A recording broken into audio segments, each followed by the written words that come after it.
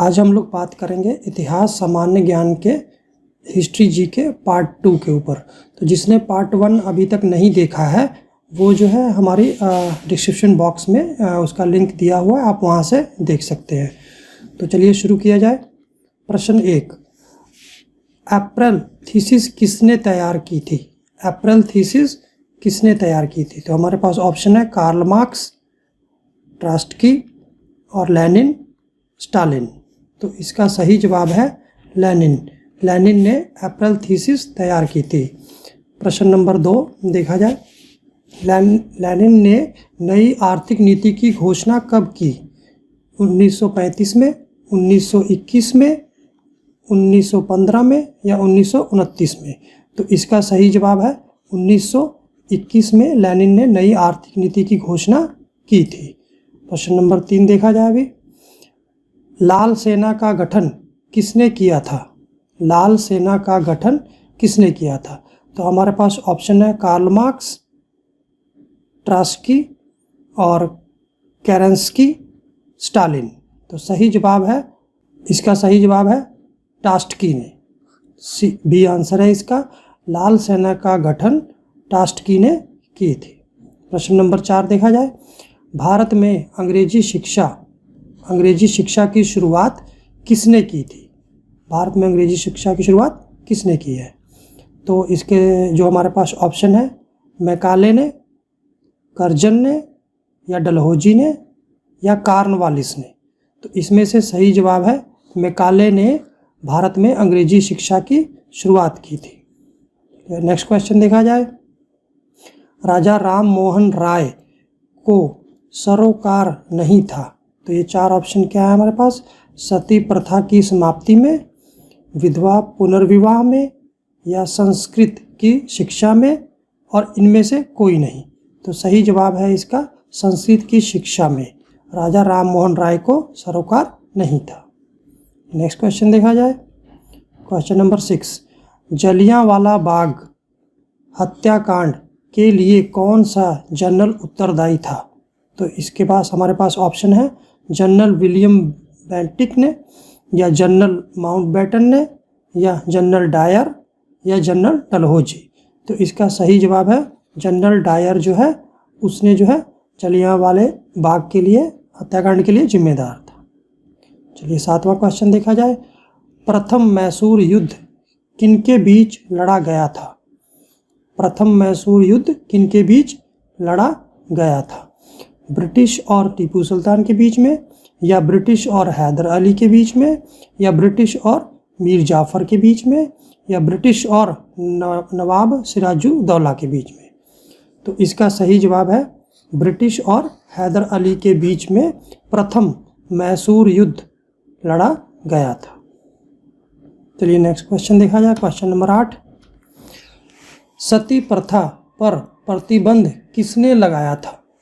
तो सती प्रथा पे प्रतिबंध किसने लगाया था? हमारे पास ऑप्शन है Lord Dalhousie, Lord Mountbatten, Lord William Bentinck और लॉर्ड कर्जन। तो हमारा सही जवाब है लॉर्ड विलियम बेंटिक ने जो है सती प्रथा पर प्रतिबंध लगाया था। प्रश्न नंबर 9, किस वर्ष में म्यांमार भारतवर्ष से अलग हुआ? तो इस हमारे पास ऑप्शन है 1950 में या 1947 में, 1937 में या 1950 में? तो म्यांमार जो है भारतवर्ष से 1937 में अलग हुआ था। चलिए नेक्स्ट क्वेश्चन 10 नंबर देखा जाए। ब्रिटिश सरकार ने बंगाल विभाजन को प्रतिशत किस वर्ष किया था? तो हमारे पास ऑप्शन है 1919, 1927, 1938 या 1945 में? तो इसका सही जवाब है 1919 में बंगाल विभाजन किया गया था। ठीक है, चलिए नेक्स्ट क्वेश्चन देखा जाए। 11 नंबर, जलियांवाला बाग की दुर्घटना किस सन में हुई थी? जलियांवाले बाग की घटना जो है किस सन में हुई थी? तो हमारे पास ऑप्शन है 1917 में, 1919 में, 1918 में, 1935 में? तो इसका सही जवाब है 1919 में जलियांवाले बाग की घटना हुई थी।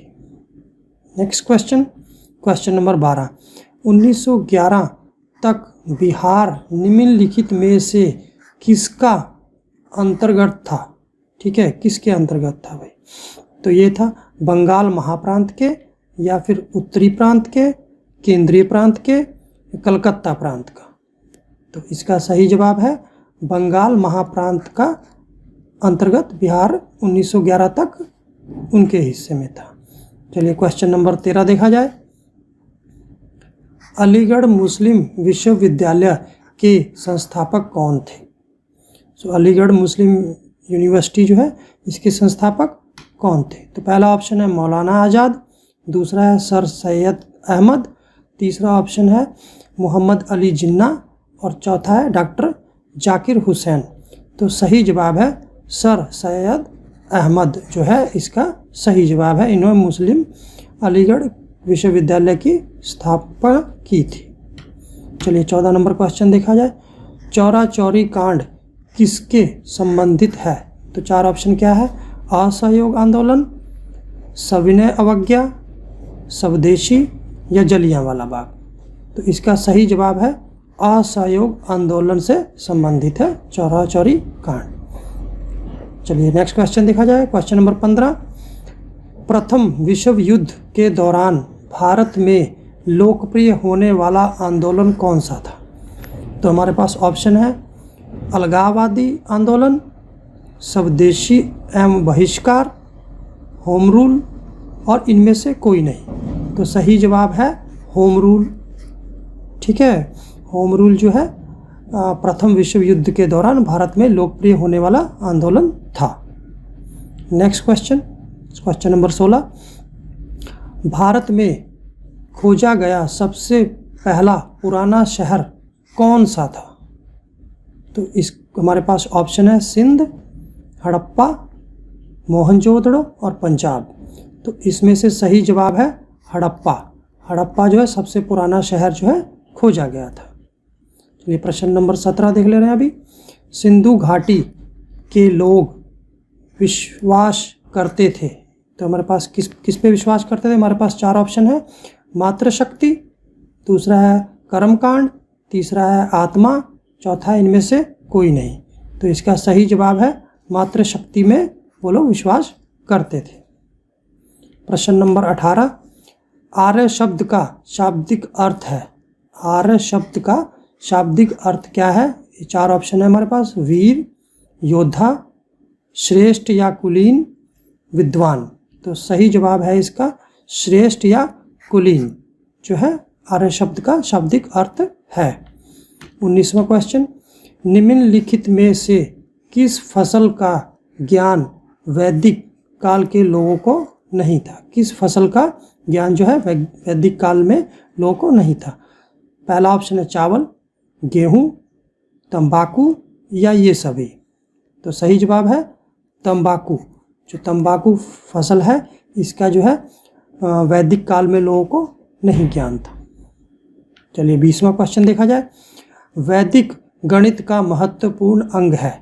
वैदिक गणित का महत्वपूर्ण अंग है, चार ऑप्शन है उपनिषद, अर्थवेद, या शुल्ब सूत्र, या शतपथ ब्राह्मण। तो सही जवाब है शुल्ब सूत्र जो है वैदिक गणित का महत्वपूर्ण अंग है। चलिए नेक्स्ट क्वेश्चन देखा जाए। 21वां, किस वेद में प्राचीन वैदिक युग की संस्कृति के बारे में सूचना दी गई है? किस वेद में प्राचीन वैदिक युग की संस्कृति के बारे में सूचना दी गई है? तो हमारे पास चार ऑप्शन है ऋग्वेद, सामवेद, अर्थवेद, और इनमें से कोई नहीं। तो इसका सही जवाब है ऋग्वेद। ठीक है, नेक्स्ट क्वेश्चन देखा जाए। क्वेश्चन नंबर 22वां, वेदों की संख्या कितनी है? तो पहला ऑप्शन है 3, 4, 6 या 8। तो इसका सही जवाब है 4। 4 वेद होते हैं हमारे पास। क्वेश्चन नंबर 23वां देखा जाए अभी। 23वां क्वेश्चन है ऋग्वैदिक आर्यों का मुख्य व्यवसाय क्या था? ऋग्वैदिक आर्यों का मुख्य व्यवसाय क्या था? तो ऑप्शन है शिक्षा, पशुपालन, कृषि, व्यवसाय। तो सही जवाब है इसका पशुपालन जो है ऋग्वैदिक आर्यों का मुख्य व्यवसाय था। भारतीय संगीत का आदि ग्रंथ किसे कहा जाता है? भारतीय संगीत का आदि ग्रंथ किसे कहा जाता है? तो हमारे पास 4 ऑप्शन है, सामवेद, ऋग्वेद, अथर्ववेद और यजुर्वेद। तो इसका सही जवाब है सामवेद। सामवेद में जो है भारतीय संगीत का आदि ग्रंथ कहा जाता है। क्वेश्चन नंबर 25, प्रथम विधि निर्माता कौन है? प्रथम विधि निर्माता कौन है? तो हमारे पास ऑप्शन है सेल्यूकस, चाणक्य, मनु या इनमें से कोई नहीं। तो इसका सही जवाब है मनु, जो है प्रथम विधि निर्माता माना जाता है। चलिए नेक्स्ट क्वेश्चन देखा जाए। 26वां, कृष्ण भक्ति का प्रथम और प्रधान ग्रंथ कौन सा है? कृष्ण भक्ति का प्रथम और प्रधान ग्रंथ कौन सा है? तो ऑप्शन है गीत गोविंद, महाभारत, श्रीमद् भगवद गीता और इनमें से कोई नहीं। तो इसका सही जवाब है श्रीमद् भगवद गीता जो है कृष्ण भक्ति का प्रथम और प्रधान ग्रंथ है। तो नेक्स्ट क्वेश्चन 27, ऋग्वेद में संपत्ति का प्रमुख रूप क्या है? तो हमारे पास ऑप्शन है भूमि, गोधन और भूमि, इनमें से कोई नहीं।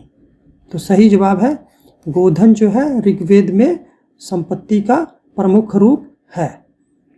प्रश्न नंबर 28वां, पुराणों की संख्या कितनी है?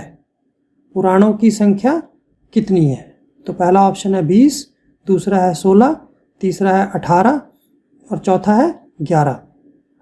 तो इसका सही जवाब है 18।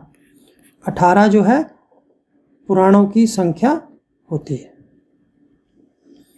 क्वेश्चन नंबर 29, वैदिक धर्म का मुख्य लक्षण इनमें से किसकी उपासना था? ठीक है, वैदिक धर्म का मुख्य लक्षण इनमें से किसकी उपासना था? तो हमारे पास ऑप्शन है पशुपति, दूसरा ऑप्शन है प्रकृति, तीसरा है माता और चौथा है त्रिमूर्ति। तो इसका सही जवाब है प्रकृति। वैदिक धर्म का मुख्य लक्षण इनमें से उपासना का था। प्रश्न नंबर 30, किस देवता के लिए ऋग्वेद में पुरंदर शब्द का प्रयोग हुआ है? तो शब्द है पुरंदर। किस देवता के लिए ऋग्वेद में पुरंदर शब्द का प्रयोग हुआ है? तो हमारे पास 4 ऑप्शन है। पहला है वरुण, इंद्र, राम और कृष्ण। तो इसका सही जवाब है इंद्र को जो है पुरंदर बोला गया है ऋग्वेद में। प्रश्न नंबर 31, शुल्ब सूत्र किस विषय से संबंधित पुस्तक है? शुल्ब सूत्र किस विषय से संबंधित पुस्तक है? तो पहला ऑप्शन है गणित, दूसरा है संस्कृत, तीसरा है ज्योतिष और चौथा है ज्यामिति। तो इसका सही जवाब है ज्यामिति से। अब 32वां क्वेश्चन, अत्सोमा सदगमय कहाँ से लिया गया है? अत्सोमा सदगमय कहाँ से लिया गया है? तो हमारे पास 4 ऑप्शन है। पहला ऑप्शन है अर्थवेद, दूसरा है यजुर्वेद, तीसरा है ऋग्वेद और चौथा है उपनिषद। तो इसका सही जवाब है ऋग्वेद से अत्सोमा सदगमय लिया गया है। नेक्स्ट क्वेश्चन 33वां, धर्मशास्त्रों में भू राजस्व की दर क्या है? तो भू राजस्व का दर जो है धर्मशास्त्रों में क्या है? तो पहला ऑप्शन है हमारे पास 1/2, 1/4, 1/6 और 1/5। तो इसका सही जवाब है 1/6। नेक्स्ट क्वेश्चन है 34वां, प्राचीन भारत में निष्क नाम से क्या जाने जाते थे? प्राचीन भारत में निष्क नाम से क्या जाने जाते थे? तो पहला ऑप्शन है तांबे, दूसरा है स्वर्ण आभूषण, तीसरा है चांदी और इनमें से कोई नहीं। तो सही जवाब है स्वर्ण आभूषण जो है प्राचीन भारत में निष्क नाम से जाने जाते थे। चलिए नेक्स्ट क्वेश्चन 35वां, योग दर्शन योग दर्शन के प्रतिपादक हैं? तो ऑप्शन है हमारे पास गौतम, चाणक्य, विदुर और पतंजलि। तो इसका सही जवाब है पतंजलि जो है योग दर्शन के प्रतिपादक हैं। प्रश्न नंबर 36वां, उपनिषद पुस्तकें किससे संबंधित है? उपनिषद पुस्तकें किससे संबंधित है? तो हमारे पास ऑप्शन है दर्शन, धर्म, योग, इनमें से कोई नहीं। तो इसका सही जवाब है दर्शन। उपनिषद पुस्तक जो है दर्शन से संबंधित है। प्रश्न नंबर 37, आरंभिक वैदिक साहित्य में सर्वाधिक वर्णित नदी है? तो सबसे ज़्यादा जो वैदिक साहित्य में जो वर्णन किया गया है नदी का, कौन सी है? पहला ऑप्शन है सिंधु, गंगा, यमुना, सरस्वती। तो हमारे पास सही जवाब है सिंधु। सिंधु जो नदी है इसका जो है वैदिक साहित्य में सर्वाधिक वर्णन किया गया है। चलिए नेक्स्ट क्वेश्चन 38, कर्म का सिद्धांत किससे संबंधित है? कर्म का सिद्धांत किससे संबंधित है? पहला ऑप्शन है मीमांसा से, दूसरा ऑप्शन है वेदांत से, तीसरा है न्याय से और चौथा ये सभी। तो इसका सही जवाब है मीमांसा से कर्म का सिद्धांत संबंधित है। ठीक है, नेक्स्ट क्वेश्चन चला जाए 39वां, वैदिक युग में प्रभावित लोकप्रिय शासन प्रणाली थी? वैदिक युग में प्रभावित लोकप्रिय शासन प्रणाली कौन सी थी? चार ऑप्शन हमारे पास है, गणतंत्र, प्रजातंत्र, राजा शासन, वंशानुगत राजतंत्र। तो सही जवाब है गणतंत्र। वैदिक युग में प्रभावित लोकप्रिय शासन प्रणाली थी। 40वां क्वेश्चन, सबसे प्राचीन वेद कौन सा है? सबसे प्राचीन वेद कौन सा है? सामवेद, ऋग्वेद, अथर्ववेद या यजुर्वेद? तो इसका सही जवाब है ऋग्वेद जो है सबसे प्राचीन वेद है। 41वां क्वेश्चन, कौन सा वेद अंशतः गद्य रूप में भी रचित है? कौन सा वेद अंशतः गद्य रूप में भी रचित है? तो पहला ऑप्शन है ऋग्वेद, सामवेद, अथर्ववेद, यजुर्वेद। तो सही जवाब है यजुर्वेद। ठीक है, डी इसका सही आंसर है। चलिए 42वां क्वेश्चन लेते हैं, निम्नलिखित में से कौन सी स्मृति प्राचीनतम है? तो इनमें से सबसे पुरानी जो है कौन सी स्मृति है? तो पहला ऑप्शन है पराशर स्मृति, मनुस्मृति, नारद स्मृति, इनमें से कोई नहीं। तो इसका सही जवाब है मनुस्मृति जो है सबसे जो है प्राचीनतम स्मृति है इनमें से। चलिए 43वां क्वेश्चन देख ले रहे हैं, आदि काव्य की संज्ञा किसे दी जाती है? आदि काव्य की संज्ञा किसे दी जाती है? ऑप्शन है महाभारत, श्रीमद् भगवद गीता, रामायण, गीत गोविंद। तो सही जवाब है रामायण को आदि काव्य की संज्ञा दी जाती है। 44वां क्वेश्चन, गायत्री मंत्र की रचना किसने की? तो इम्पोर्टेंट क्वेश्चन है ये, गायत्री मंत्र की रचना किसने की थी? तो ऑप्शन है परीक्षित ने, विश्वामित्र ने, वशिष्ठ ने या इनमें से कोई नहीं। तो सही जवाब है विश्वामित्र ने गायत्री मंत्र की रचना की थी। नेक्स्ट क्वेश्चन लिया जाए 45वां, हड़प्पावासी किस वस्तु के उत्पादन में सर्वप्रथम थे? हड़प्पावासी किस वस्तु के उत्पादन में सर्वप्रथम थे? तो पहला ऑप्शन है कपास, दूसरा है जौ, तीसरा है चावल और चौथा है गेहूं। तो इसका सही जवाब है हड़प्पावासी जो है कपास में सबसे ज़्यादा उत्पादन करते थे। 46वां क्वेश्चन देखा जाए, सिंधु सभ्यता का कौन सा स्थान भारत में स्थित है? सिंधु सभ्यता का कौन सा स्थान भारत में स्थित है? तो ऑप्शन है लोथल, दूसरा है हड़प्पा, तीसरा है मोहनजोदड़ो और इनमें से कोई नहीं। तो इसका सही जवाब है लोथल जो है सिंधु घाटी सिंधु सभ्यता का जो है स्थान भारत में स्थित है। आंसर ए जो है इसका सही जवाब है। 47वां क्वेश्चन, पाली ग्रंथों में गांव के मुखिया को क्या कहा जाता है? पाली ग्रंथों में गांव के जो मुखिया हैं उसको क्या कहा जाता है? तो इसका पहला ऑप्शन है ग्राम भोजक, ग्रामपति, मुखिया, इनमें से कोई नहीं। तो इसका सही जवाब है ग्राम भोजक। पाली ग्रंथों में गांव के मुखिया को ग्राम भोजक कहा जाता है। चलिए नेक्स्ट क्वेश्चन ले लिया जाए। 48वां, नंद वंश का संस्थापक कौन था? नंद वंश का संस्थापक कौन था? तो पहला ऑप्शन है नागार्जुन, धनंदन, महानंदनी, इनमें से कोई नहीं। तो इसका सही जवाब है महानंदनी जो है नंदवंश का संस्थापक था। चलिए से 49वां क्वेश्चन ले लिया जाए। सिकंदर ने भारत पर कब आक्रमण किया? ये भी एक इम्पॉर्टेंट क्वेश्चन है। सिकंदर ने भारत पर कब आक्रमण किया? तो ऑप्शन है 330 ईस्वा पूर्व, 325 ईस्वा पूर्व, 326 ईस्वा पूर्व, 300 ईस्वा पूर्व। तो इसका सही जवाब है 326 ईसा पूर्व में सिकंदर ने भारत पर आक्रमण किया था। चलिए लास्ट 50वां क्वेश्चन ले लिया जाए।